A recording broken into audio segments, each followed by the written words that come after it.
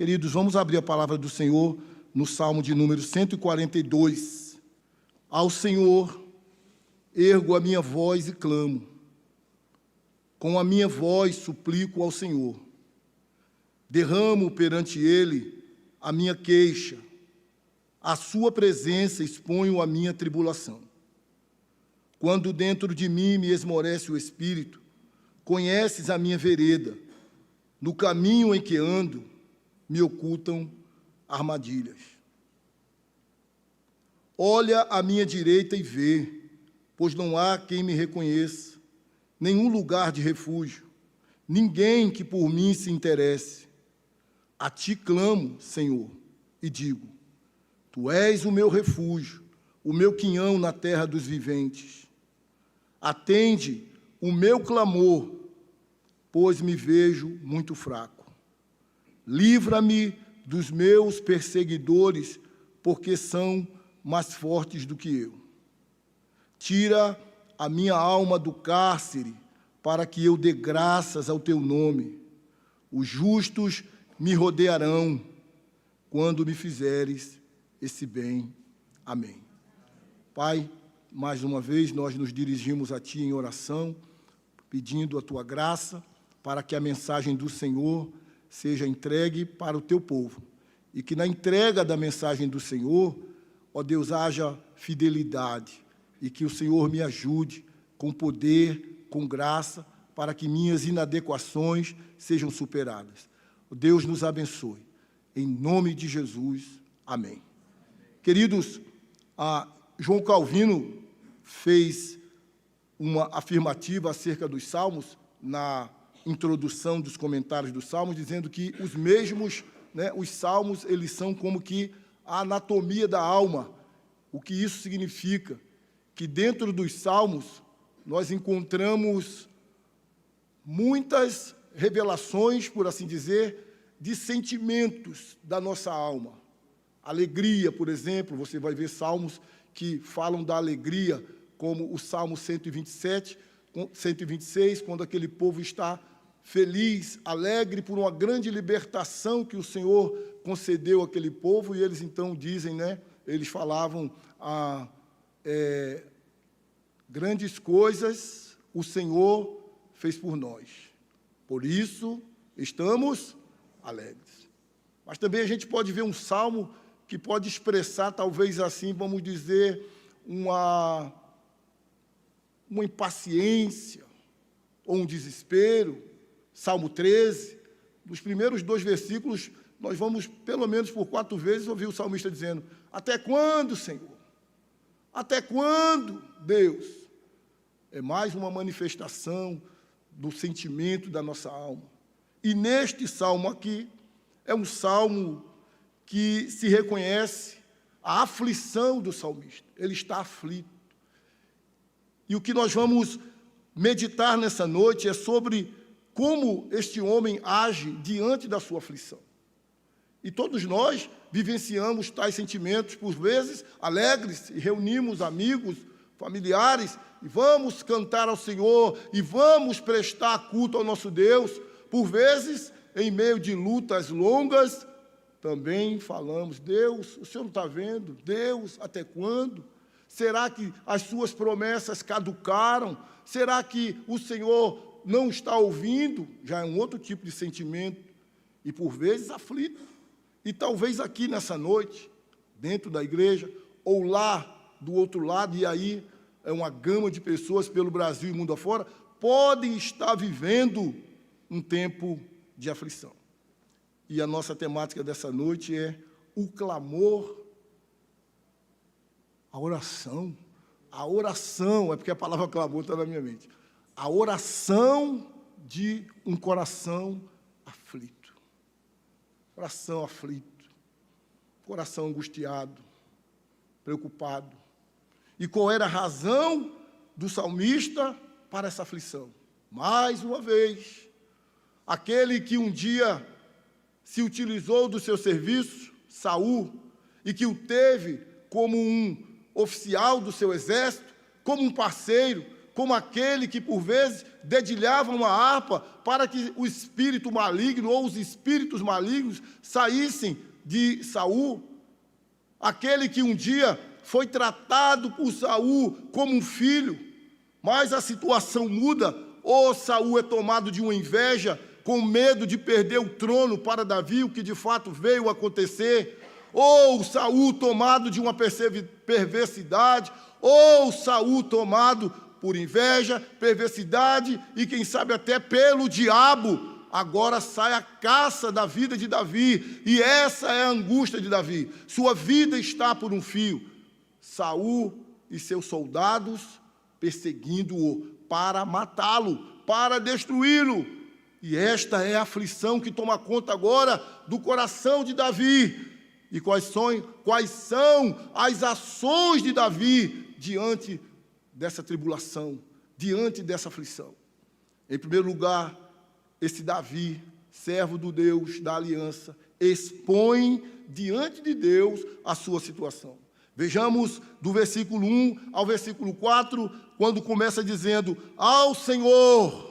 E Senhor, com todas as letras maiúsculas, sempre é uma referência para Yahvé, para o Deus da aliança, para o Deus todo-poderoso, para o Deus que governa tudo e todas as coisas. Então Davi, ele sabe com quem ele está falando. Ele não está tirando a sua oração a um Deus qualquer, mas ao Senhor, o Senhor da aliança, o Senhor todo-poderoso. O que é que ele faz? Ao Senhor que pode todas as coisas, conforme diz o Salmo 121:2, que criou o céu e a terra. Ergo a minha voz e clamo. Com a minha voz suplico ao Senhor. Clamar é erguer a voz em um tom alto. Clamar é você expressar a sua necessidade de socorro como alguém que está se afogando, expressando sua dor, expressando seu desespero, expressando a sua grande necessidade de socorro e de salvação. Mas em seguida ele diz: com a minha voz suplico ao Senhor, como quem pede de maneira generosa, suave. Mas quer seja em clamor, quer seja em súplica, é a Deus que ele se dirige, e ele diz: derramo perante ele a minha queixa, a sua presença exponho a minha tribulação. Derramar perante ele a minha queixa significa, na palavra derramar, abrir o seu coração, escancarar o seu coração. Nas palavras do Salmo 62, versículo 8, diz lá que nós devemos confiar no Senhor em todo o tempo e derramar sobre Ele o nosso coração. Abria lá: confiai nele, ó povo, em todo o tempo, derramai perante Ele o vosso coração. E é isso que Ele está fazendo, derramando, abrindo, contando tudo perante Ele. A minha queixa. Queixa não é se queixar de Deus, é trazer tudo aquilo que está perturbando a sua mente, é colocar a sua queixa diante de Deus. É diferente de se queixar de Deus. Ele não está se queixando, ele não está murmurando, ele não está revoltado, ele não está pedindo a destruição dos seus inimigos, ele está colocando a sua queixa como quem diz aquilo que o está perturbando, aquilo que está enchendo a sua mente, ele está colocando diante do Senhor. A sua presença exponho a minha tribulação. O que significa a palavra expor diante de Deus? É aquilo que a gente conhece como: fulano conversou comigo e contou tintim por tintim. Quem já ouviu essa expressão? É você ser minucioso, é você dar detalhes da situação. Às vezes contamos os nossos problemas e as nossas dores para A, para B e para C, mas às vezes não vamos diante daquele que primeiro temos que ir, expor a nossa situação e dizer: Deus, é isso que está se passando. Eu estou aqui clamando, eu estou aqui suplicando, eu estou aqui derramando meu coração, eu estou aqui contando ao Senhor minuciosamente, tintim por tintim, o que está acontecendo comigo. É uma conversa particular, ó Deus, entre eu e o Senhor. Como Jesus ensinou em Mateus 6. Quem lembra? Entra no quarto, faz o quê? Fecha a porta e fala com quem? Fala com teu pai em secreto. E o teu pai que te vê em secreto, ele vai ajudar você. Aqui é uma particularidade. Ele está expondo, ele está conversando, ele está abrindo seu coração, ele está derramando, ele está expondo a sua situação diante do Senhor. Quando dentro de mim me esmorece o Espírito, conhece a minha vereda, no caminho em que ando, me ocultam armadilha. Ó Deus, eu estou esmorecendo, Senhor, diante de tantas lutas, diante de uma perseguição atroz e feroz, medonha, de inimigos maiores e mais fortes do que eu, Senhor. Eu estou esmorecendo, Deus. Tu conheces, Senhor, a minha vereda, e no caminho que eu ando, Deus, estão me ocultando armadilhas. Versículo 4. Olha à minha direita e vê, pois não há ninguém que me reconheça, nem um lugar de refúgio, ninguém que por mim se interessa. À direita era o lugar que ficava sempre o protetor de uma pessoa ou uma testemunha de defesa da pessoa. O que Davi está dizendo é: todos me abandonaram, não tem um amigo a meu favor, não tem ninguém que interceda por mim, não tem ninguém que fale por mim. Estou sozinho, Senhor. Meus amigos me deixaram. Charles Spurgeon diz: é melhor ser antagonizado pelos inimigos do que abandonado pelos amigos. Amém, igreja? Foi bom, não foi bom esse negócio? Foi bonito. É melhor ser antagonizado pelos inimigos do que ser abandonado pelos amigos. Davi está dizendo assim: na hora que eu mais preciso, não tem ninguém do meu lado, Senhor. Fui abandonado, estou sozinho. Os inimigos estão com fúria, vindo com tudo, e eu sozinho. Isso faz lembrar Jesus Cristo no Getsêmani, agoniado, orando. Na única vez que ele precisa da oração, por assim dizer, dos amigos, ele vai lá, e os amigos estavam o quê? Nem uma hora pudesse orar comigo. Nem uma hora pudesse orar comigo. Jesus sozinho, no meio da sua dor. Então Davi está ali, e a partir do versículo 5, agora, depois de ter exposto a sua situação, ele expressa a sua confiança em Deus.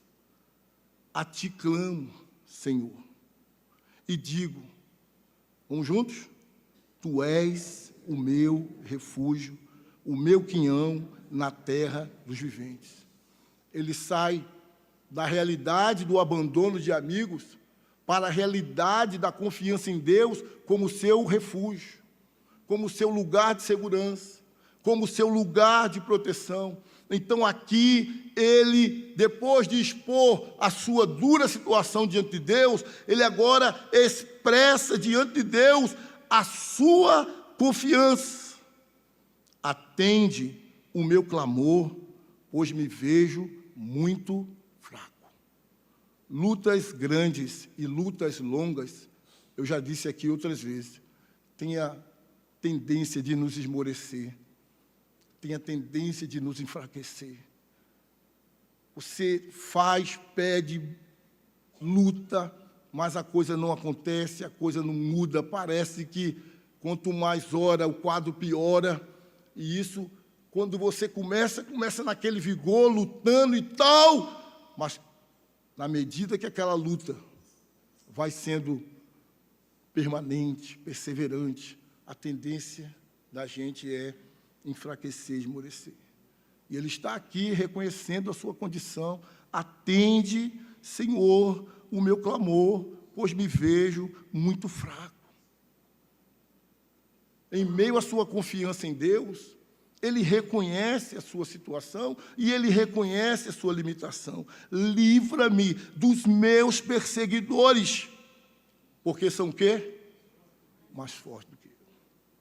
Às vezes, coisas que nos atingem e que a gente começa dizendo, está repreendido, vai passar, em nome de Jesus.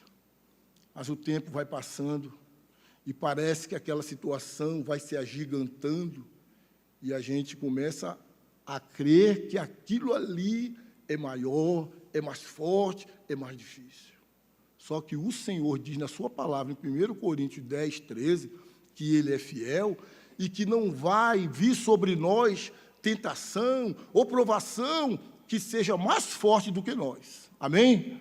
Só que no meio da guerra, da luta, você se distrai, às vezes tira o olho de Deus, coloca o olho na situação e aquela situação parece que é um tsunami na sua vida. E você se vê pequeno e fraco, como aqueles homens que foram lá ver a terra prometida e se perceberam muito fracos e disseram, não, eles vão engolir a gente, nós somos gafanhotos. E Caleb e Josué disseram, com Deus nós vamos lá e nós vamos vencer. Mas o fato é que, por vezes, a gente olha e percebe, não sei se com uma miopia espiritual ou não, que tais situações são maiores. Mas nada nem ninguém é maior do que o nosso Deus. E o Salmo 124, versículo 8 diz, o nosso socorro está em o nome do Senhor. Não é a nossa força, não é a nossa habilidade, não são os nossos recursos monetários, físicos, sei lá, sociais. O nosso recurso maior e infalível é o Senhor. E Ele está do nosso lado e Ele é por nós. Então, a nossa confiança precisa estar no Senhor. Versículo 7, ele diz, agora, externando o reconhecimento da bondade de Deus. Chamar os irmãos do louvor, por favor. Tira a minha alma do cárcere, para que eu dê graças ao teu nome. Davi, conforme o cabeçalho do Salmo, ele está numa caverna, literalmente falando, mas também está numa caverna da alma. É como se sua vida estivesse no mais profundo cárcere, diante daquela aflição, diante daquela angústia. Uma coisa é você estar numa caverna, literalmente falando. Outra coisa é a caverna da alma, que a gente pode dizer até uma depressão, uma síndrome do pânico, um medo exacerbado, uma escuridão que toma conta da alma. Mas, não obstante Davi ter iniciado esse salmo aflito e clamando ao Senhor, agora ele termina externando o reconhecimento da bondade de Deus, embora ele ainda não tenha visto o quadro mudar, mas ele crê na ação de Deus e por isso ele diz, tira a minha alma do cárcere. Para quê? Para que eu dê graças ao teu nome, para que eu adore o teu nome, porque sempre que começamos com oração, nós iremos terminar com adoração em nome de Jesus. Porque a circunstância que floresce no meio da oração, ela vai terminar com louvor e ela vai terminar com adoração. Conforme diz o salmista, o choro pode durar uma noite, mas a alegria, ela vem pela manhã. Os justos me rodearão quando me fizeres este bem. Quando a minha vitória chegar, Senhor, até mesmo aqueles que me abandonaram, mas são justos, fazem parte do teu povo, irão reconhecer a manifestação da sua bondade e juntos nós iremos celebrar o teu nome, reconhecendo a bondade do Senhor. Davi toma 3 atitudes diante da sua aflição. Expressa a sua situação ora, clama, suplica, conta tudo, tintim por tintim. Ele também expressa diante de Deus, externa diante do Senhor a sua confiança, mas também continua diante do Senhor, confiando na bondade do Senhor. E eu pego as palavras do próprio Davi, do Salmo 34:8, que diz: provai e vede que o Senhor é bom. E a maior expressão da bondade de Deus foi demonstrada na cruz do Calvário, quando Ele entregou o seu Filho Jesus Cristo, para que todo aquele que nele crê não pereça, mas tenha a vida eterna. E em meio às aflições, e em meio às angústias, Jesus Cristo diz lá em Mateus 11, 28-30, vinde a mim, vós que estáis cansados e sobrecarregados, e eu vos aliviarei. Na aflição, olhe para Jesus Cristo, porque ninguém mais do que Ele sofreu, foi abandonado, sentiu dores, mas diante de tudo, permaneceu firme, sem nunca pecar. E para que nós possamos vencer as aflições, as angústias da vida, nós temos que olhar para o maior de todos os exemplos, Jesus Cristo, o Filho de Davi. Nele, nós somos mais do que vencedores. E é em oração, irmãos, que nós vencemos as aflições da vida. É em oração que nós abrimos diante de Deus o nosso coração, falamos das nossas dores, falamos das nossas angústias, não para um Deus de pau, de pedra, de metal, de ferro, mas para um Deus que tem ouvidos e ouve, tem olhos e vê, tem poder e age. Talvez você entrou aqui nessa noite tomado por uma angústia, tomado por uma aflição. Fale com Deus, porque nele existe socorro para nós.